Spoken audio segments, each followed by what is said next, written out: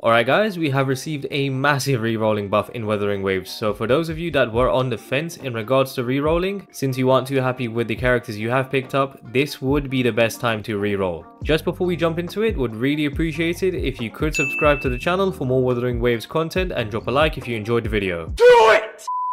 Now, due to the rocky start Wuthering Waves has had with their launch, they have been dropping patch after patch with fixes, which is amazing to see. I haven't experienced any issues thankfully, but I know quite a few players have. Not only are they trying their best to fix everything to give us a better experience with the game, but they are also compensating us massively. We received 20 standard banner pulls in the mail, which is seriously going to help expedite the process to pick up your first random 5-star. Then we received 20 exclusive banner summons, which will help anyone with wanting to pick up Jiyan, and the cherry on top, we have a free 5-star selector ticket. Ticket meaning you can go right ahead and claim whichever character you want off the rip, which is insane. By the 26th of May, we will have all of the rewards including the selector ticket. There will also be further improvements to the game which will make the entire reroll process much quicker. However, I'm not entirely sure when these will be implemented, but I'll assume it will be the same day as a selector ticket being issued. So regarding the 20 Radiant Tides we receive, as I mentioned, they will definitely help in the process to maybe snipe Jiyan early from his banner. The total amount of Radiant Tides you could spend on Jiyan's banner would be roughly between 30 to 40 summons, which is a considerable amount having available when you are able to summon. 20 being from the mail, and the rest will be through Astrites along with Osculated Coral and Aftershocked Coral. You can pick up 6 summons using Osculated Coral, which every player should be doing since that would be the most valuable item to exchange for. Aftershocked Coral can be used to pick up duplicates of characters, so try to use them as a last resort in your pursuit for Jiyan. They are extremely valuable and you don't acquire that much, but for the sake of an early Jiyan, you would likely want to spend them. Now this is where the massive rerolling buff is, the optimization of the skip function. I personally am against rerolling in general since it's just way too time consuming, and in Wuthering Waves, it will take roughly 45 minutes to get to the stage where you can summon. So really, it isn't worth it unless you have a ton of time on your hands. However, it all changes with this. KuroGames will significantly expand the skip range of the main story, including the prologue and the first act. So that itself is going to save you a chunk of time in the rerolling process. So from 45 minutes to reroll your account, I would expect if you are rushing through the game to just summon, for that time to be cut down to around 20 minutes, which is significantly lower. Also, there is support of skipping stationary dialogues, so there was some scenes where you are just talking and wouldn't be able to skip.